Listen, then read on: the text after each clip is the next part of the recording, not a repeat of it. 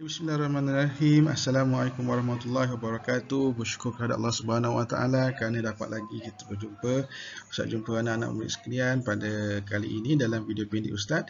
InsyaAllah hari ini Ustaz akan menceritakan, kita akan belajar berkenaan dengan pendidikan Islam tahun 3 dalam bidang hadis. Sambungannya sebelum ini iaitu yang muda dikasihi dan yang tua dihormati bahagian 2.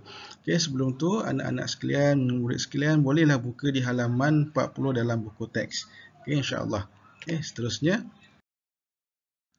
Okey, pada pembelajaran ini kita tak belajar banyak-banyak. Kita hanya belajar sedikit saja, iaitu pada kali ini Ustaz akan menerangkan.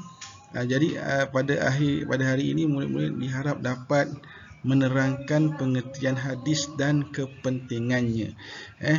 Jadi insya-Allah Ustaz akan terangkanlah mana hadis. Selama ni kita biasa dengar bacaan Al-Quran, tapi kita tak tahu hadis tu apa hadis. Jadi insya-Allah hari ni kita akan tahu apa tu hadis. Okey, baik. Okey, jadi maksud hadis ialah apa? Hadis ialah satu benda ataupun semua perkara yang disandarkan kepada siapa? Kepada Rasulullah sallallahu alaihi wasallam, Nabi Muhammad sallallahu alaihi wasallam. Apakah yang kita sandarkan? Iaitu dari segi apa? Dari segi kata-kata, dari segi perbuatan Nabi sallallahu alaihi wasallam, dari segi pengakuan Nabi dan juga daripada sifat Nabi. Kata-kata Nabi yang mana yang kita belajar sebelum ni, apa Nabi kata? Siapa yang bukan di kalangan kami siapa yang tidak mengasihi anak-anak dan tidak menghormati orang tua. Itu kata-kata Nabi. Perbuatan Nabi yang mana yang kita belajar dalam semayang, antara contohnya, kita semayang macam mana? Kita semayang itulah kita ikut perbuatan Nabi sallallahu alaihi wasallam.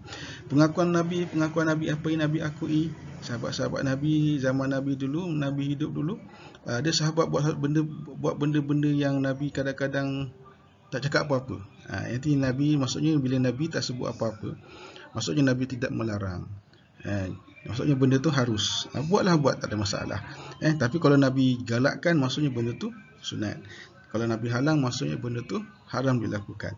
Juga yang terakhir ialah sifat Nabi. Kita belajar dengan ceramah, kita dengar ceramah ustaz-ustaz cerita bagaimana rambut Nabi, bagaimana muka Nabi, bagaimana wangian Nabi dan sebagainya berkenaan dengan Nabi. Ini ialah contoh sifat Nabi. Jadi kesimpulannya, hadis ialah semua benda yang kita sandarkan kepada Nabi Muhammad SAW dari segi katanya, perkataan Nabi, perbuatan Nabi, pengakuan Nabi dan sifat Nabi. 4 benda saja. 4 benda saja. Okey, baik, seterusnya. Jadi kalau kita tengok daripada pengertian tadi, dapatlah kita bezakan antara Al-Quran dengan hadis. Okey, jadi Al-Quran ialah kita sandarkan kepada Allah. Kita baca Al-Quran, segala yang kita baca dalam Al-Quran ialah yang kita sebut sebagai apa yang Allah sebut. Adapun hadis ialah apa yang Nabi sebut. Sebab tu disandarkan kepada Nabi sallallahu alaihi wasallam. Jadi dapatlah kita simpulkan bahawa Al-Quran ni benda yang difirmankan oleh Allah Subhanahu wa taala. Okey, adapun hadis ialah benda yang sabda Nabi sallallahu alaihi wasallam. Al-Quran ialah firman Allah, hadis ialah sabda Nabi. Kenapa kita guna sabda? Kenapa kita guna firman? Itu ialah salah satu adab kita terhadap Allah. Kalau sultan kita apa? Kita kata apa kalau sultan? Sultan bertitah.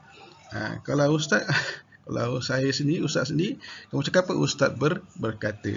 Berkata, bertitah, berfirman, bersabda, semuanya makna sama.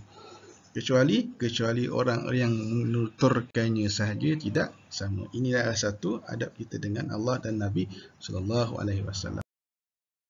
Okey, seterusnya kita pergi kepada kepentingan hadis. Apakah kepentingan hadis? Satu, hadis ialah sebagai sumber hukum. Kita dengar ceramah, ustaz tu kata haram, ustaz tu kata halal. Mana ustaz tahu halal? Mana ustaz ni tahu haram? Oh, sebab dalam Quran ada sebut, dalam hadis ada sebut. Itu yang dimaksudkan sebagai sumber hukum. Sumber hukum kedua selepas Al-Quran. Okey, yang kedua, kepentingan hadisnya apa? Hadis juga berfungsi sebagai perinci. Perinci ni apa? Detail. Bagi huraian lagi detail berkenaan dengan Ayat Quran menjelaskan hukum di dalam Al-Quran secara terperinci. Ya, kadang-kadang kita kata Al-Quran suruh sembahyang. Ya, tapi macam mana nak sembahyang? Tahu, dalam Quran tidak sebut cara nak angkat sembahyang, nak angkat tangan takbiratul ihram bagaimana. Nak sembahyang, nak rukuk macam mana, nak sujud macam mana. Habis tu kita buat ikut mana? Ya, daripada hadis Nabi SAW. Ia sebagai perinci. Okey, baik. Yang ni kita ulang kaji balik hadis yang kita bacakan sebelum ini. An Ibnu Abbas qala Rasulullah telah bersabda.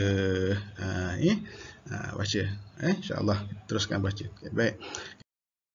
Jadi latihan anak-anak pada hari ini ialah satu, buka pautan yang akan Ustaz sediakan dalam nota kelas yang Ustaz sediakan.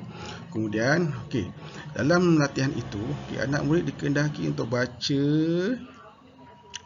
Jawi ini, baca dulu.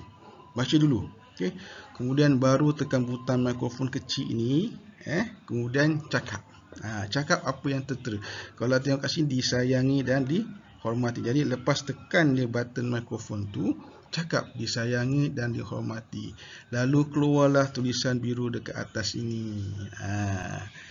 Saya sayang Ustaz. Alamak, salah pula. Saya sayang Ustaz. Jadi salah sebut. Kalau salah sebut macam mana Ustaz? Nak padam macam mana? Tekan balik butang mikrofon, cakap balik yang seperti mana, yang jawapan yang betul. Okey, baik. Okey, jelas Okey. Sayang Ustaz. Saya sayang Ustaz. Ya, saya sayang awak juga. Okey, kemudian dah selesai apa yang kita semua soalan yang kita dah jawab, tekan butang finish. Selepas tekan butang finish, tekan dekat sini, check my mark. Tekan di situ, kemudian kita akan dapat markah yang kosong, markah. Tak apalah. Kita akan dapat markahnya di sebelah kiri latihan. Atas kiri latihan akan keluar markahnya. Kemudian sendkan markah yang awak dapat kepada guru-guru. Okey, baik. Okey, jadi sampai sini saja pengajaran kita pada hari ini. InsyaAllah kita akan jumpa lagi pada masa dan hari yang lain. Moga-moga anak-anak dapatlah menyiapkan latihan yang diberikan. Dan semoga lepas ini kita dapat berjumpa lagi insyaAllah. Jadi syukran jazilan. Wa ila liqa. Assalamualaikum warahmatullahi wabarakatuh.